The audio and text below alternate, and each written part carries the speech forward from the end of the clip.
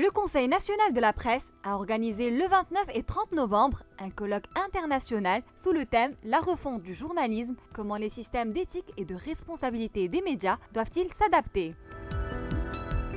Après le lancement de sa charte d'éthique, le CNP s'est donc penché sur l'avenir du journalisme face aux mutations que connaît le monde de la presse. C'est une conférence organisée par le Conseil national de la presse sur des questions très importantes qui se rapportent à la question de l'éthique. Mais la problématique, c'est la refonte du journalisme à la lumière de ce qui se passe à travers le monde, surtout maintenant les mutations au niveau technologique. On va parler de toutes ces questions, de la presse, de la presse, de l'éthique, des questions relatives aussi aux nouvelles technologies, l'utilisation d'Internet et aussi du futur du journalisme, ça veut dire le journaliste lui-même où il est.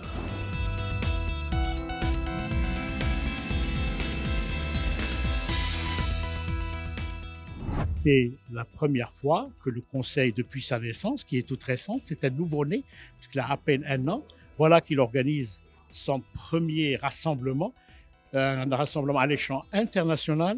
Il y a quelques jours, c'était à Casablanca et c'est une ouverture sur le national. Cette fois-ci, il se permet de s'adresser au reste du monde et c'est pour ça que vous avez pu constater qu'il y a des intervenants, qu'il y a des très grands professionnels dans le domaine de la presse, en particulier de la déontologie et aussi de la technique de la presse, qui sont là et qui vont parler de leurs expériences, mais aussi de leur philosophie, comment ils voient cette liberté d'expression, liberté de la presse, et comment ils voient l'évolution de la profession avec la présence omnipotente de la technologie, des avancées.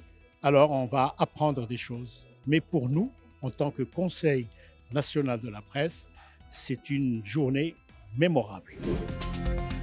Les intervenants ont également mis l'accent sur le rôle des conseils de presse dans un système de responsabilité des médias et le droit à la liberté de presse ainsi qu'au respect de la vie privée. Notre mandat à l'UNESCO, c'est de défendre les journalistes, c'est la sécurité des journalistes, c'est la promotion et la protection de la liberté d'expression pour chaque personne.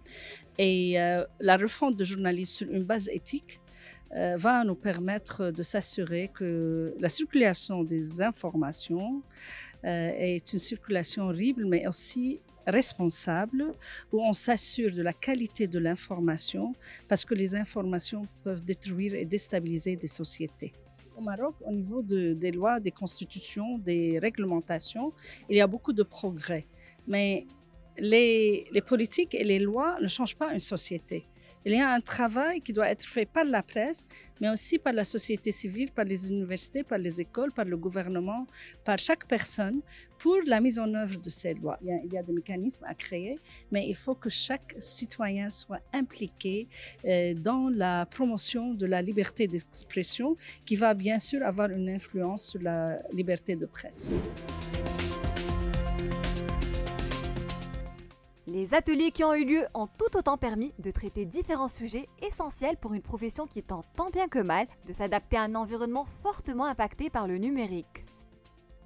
Dans l'histoire des conseils de déontologie journalistique, il y a toute l'importance de tenir compte évidemment des devoirs des journalistes qui doivent faire la balance entre l'intérêt général, le droit à l'information du public et par ailleurs la question des questions spécifiques de droit des personnes, de respect de la vie privée. Cette balance-là est nécessaire bien sûr et c'est tout l'enjeu des journalistes que de pouvoir faire cette balance et au Conseil de la presse de pouvoir juger après coup si effectivement c'était correct ou non. Nous avons abordé des concepts comme la vie privée des individus, la protection des mineurs, la question du sensationnel. Le numérique était au rendez-vous. Comment faire la convergence? Comment utiliser le numérique et de façon attitudinale faire la grande démarcation entre n'importe qui peut écrire un contenu sur les médias sociaux et le comportement du professionnel des médias pour que nous puissions toujours résister, rester et durablement accompagner les grandes démocraties. Oui, l'Afrique qui connaît une démocratie responsable, une démocratie utile, une démocratie de développement où les professionnels des médias doivent accompagner cette réalité pour le grand bonheur des populations. Ce colloque international a été clôturé par la formulation de plusieurs recommandations susceptibles de permettre aux professionnels de mieux appréhender les défis et contraintes qui se posent actuellement pour le secteur afin d'en faire des opportunités de développement.